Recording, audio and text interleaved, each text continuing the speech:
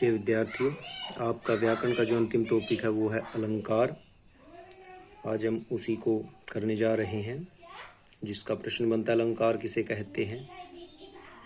अलंकार शब्द का अर्थ है सजावट, श्रृंगार, आभूषण या गहना। साहित्य में अलंकार शब्द का प्रयोग काव्य सौंदर्य के लिए होता है, यानी कि कविता की सुंदरता को बढ़ाने के लिए। काव्य सौंदर्य का अर्थ ये हुआ कि अलंकार क्यों प्रयोग किए जाते हैं कविता में, उसकी सुंदरता बढ़ाने के लिए। संस्कृत के विद्वानों के अनुसार अलंकृति इति अलंकार है, अर्थात जो अलंकृत करे या शोभा बढ़ाए उसे अलंकार कहते हैं। दूसरे शब्दों में काव्य की सुंदरता बढ़ाने वाले गुण धर्म अलंकार कहते हैं। तो आपको अलंकार अगर उसकी परिभाषा पूछी जाती है तो ये लाइन आएगी, काव्य की सुंदरता बढ़ाने वाले गुण धर्म अलंकार कहलाते हैं। अलंकारों के दो भेद हैं, शब्दालंकार और अर्थालंकार। शब्दालंकार देखिए, शब्दालंकार शब्द द्वारा काव्य में चमत्कार उत्पन्न करते हैं, यानी कि दो भेद, शब्द और अर्थालंकार। जहाँ शब्दों के कारण चमत्कार होता है वो शब्दालंकार कहलाएंगे, और जहाँ अर्थ के कारण चमत्कार उत्पन्न होगा वो अर्थालंकार। तो पहले शब्दालंकार है। शब्दालंकार शब्द द्वारा काव्य में चमत्कार उत्पन्न करते हैं। तो इतना ही आप इसमें लिखेंगे शब्दालंकार की परिभाषा में। और चार ये आपके शब्दालंकार तीन हैं, अनुप्रास, यमक, श्लेष। ये तीन अलंकार आपके शब्दालंकार हैं। तो पहला जो अलंकार है वो है अनुप्रास। अनुप्रास की परिभाषा, जहाँ व्यंजनों की आवृत्ति ध्वनि सौंदर्य को बढ़ाए वहाँ अनुप्रास अलंकार होता है। व्यंजनों की आवृत्ति एक विशेष क्रम से होनी चाहिए।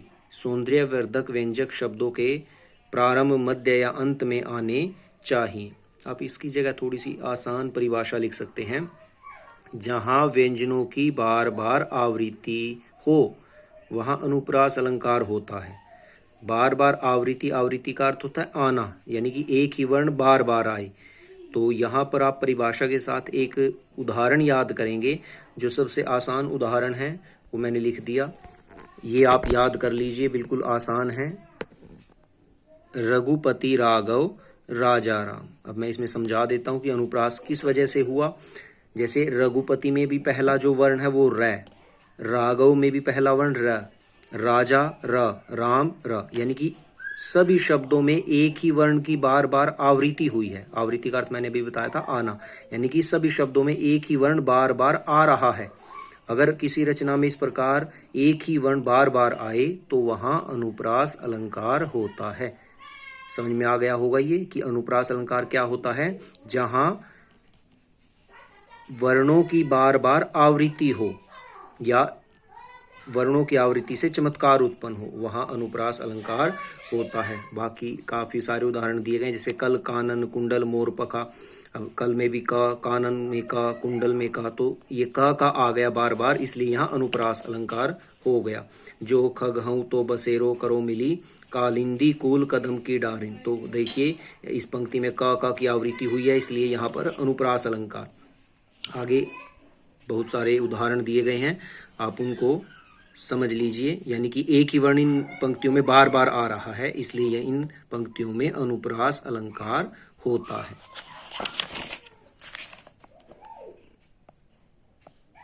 तो ये 10 उदाहरण दिए गए हैं। जो दूसरा अलंकार है वो है यमक। यमक अलंकार। यमक का शाब्दिक अर्थ है जोड़ा।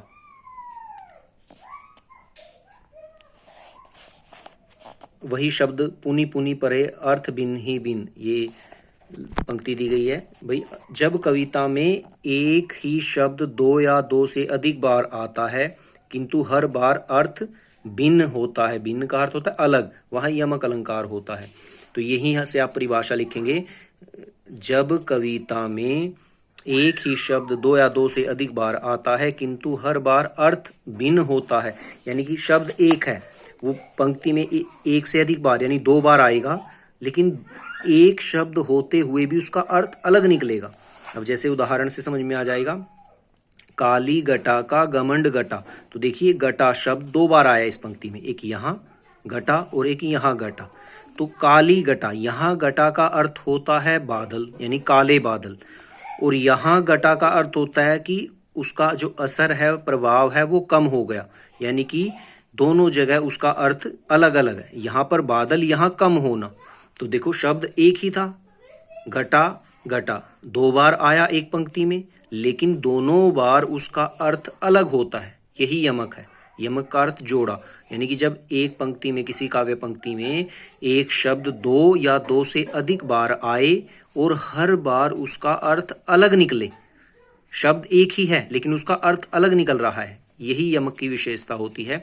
आगे कुछ उदाहरण दिए गए हैं। कहे कवि बेनी, बेनी ब्याल की चुराई लेनी। तो बेनी शब्द दो बार आ गया, शब्द एक ही है लेकिन एक बेनी का अर्थ कवि का नाम है। कहे कवि बेनी, ये बेनी पहला, ये कवि का नाम है। बेनी ब्याल की चुराई लीनी, और दूसरा जो बेनी है उसका अर्थ है चोटी।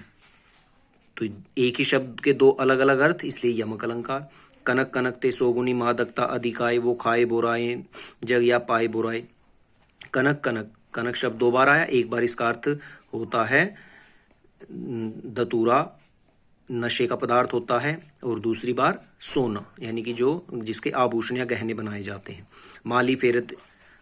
माला फेरत युग बया, मिटाना मन का फेर, कर का मन का डारी दे, मन का फेर। यहाँ पर मन का दो बार आया है।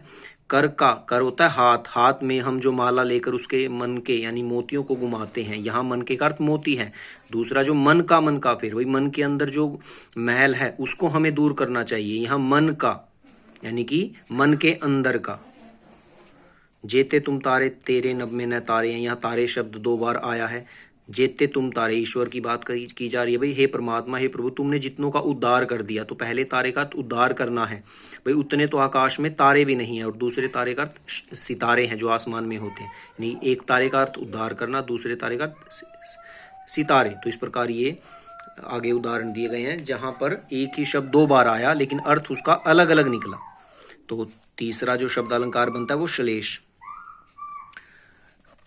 वहां तो यमक में तो एक शब्द दो बार आएगा और अर्थ उसका अलग, लेकिन यहाँ पर श्लेष में शब्द एक ही है लेकिन उसके अर्थ अनेक निकलते हैं। और इसका जो शाब्दिक अर्थ होता है श्लेष का, वो होता है चिपकना। जहाँ एक शब्द से दो या दो से अधिक अर्थ प्रकट होते हैं वहाँ श्लेष अलंकार होता है। चिपकने का मतलब यही है कि एक ही शब्द से कई अर्थ चिपके होते हैं, यानी कि एक शब्द से दो या दो से अधिक अर्थ प्रकट होते हैं, वहाँ श्लेष अलंकार होता है। उदाहरण दिया गया जैसे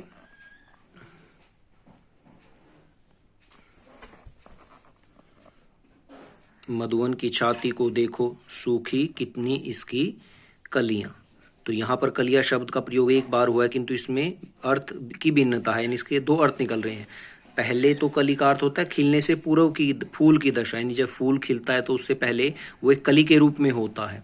और दूसरी अवस्था होती है यौवन पूर्व की अवस्था, यानी कि इंसान से जोड़कर इसको जोड़ दिया गया है, यानी जब इंसान युवा होता है उससे पहले की जो अवस्था होती है वो कली का रूप है। आगे जो रहीम गति दीप की कुल कपूत गति सोए, बारे उजियारो करे बड़े अंधेरो होए। तो यहाँ पर भी यहाँ बारे और बड़े शब्दों में श्लेष है। बारे का एक अर्थ होता है जलाने पर और दूसरे अर्थ है बचपन में, और बड़े के भी दो अर्थ है बुझने पर और दूसरा बड़े होने पर। आगे उदाहरण दिए गए, रही मन पानी राखिए बिन पानी सब सून, पानी गए न उबरे मोती मानुष चून। तो यहाँ पर पानी शब्द के तीन अर्थ निकलते हैं। भाई पानी गए न उबरे, मोती के लिए पानी का अर्थ होता है चमक, मनुष्य के लिए पानी का अर्थ होता है इज्जत, और चून यानी चूने के लिए पानी का अर्थ पानी। तो इस प्रकार ये दिया है। सुवर्ण को ढूंढे फिरे कवि व्याभिचारी चोर। सुवर्ण के भी यहाँ तीन अर्थ निकल रहे हैं। कवि के लिए सुवर्ण होता है सुंदर वर्ण, यानी सुंदर शब्द। जो कवि होता है वो हमेशा सुंदर शब्दों की तलाश करता है, यानी अच्छी रचना बन सके, सुंदर शब्दों का इस्तेमाल करता है। व्याभिचारी के लिए सुवर्ण का अर्थ होता है सुंदर रंग, यानी गोरा रंग। और चोर के लिए सुवर्ण का अर्थ होता है सोना, चोर हमेशा सोने की तलाश में रहता है। तो इस प्रकार आपके ये तीन शब्दालंकार बनते हैं। आप इन्हें समझें और उदाहरण अच्छी तरह करें।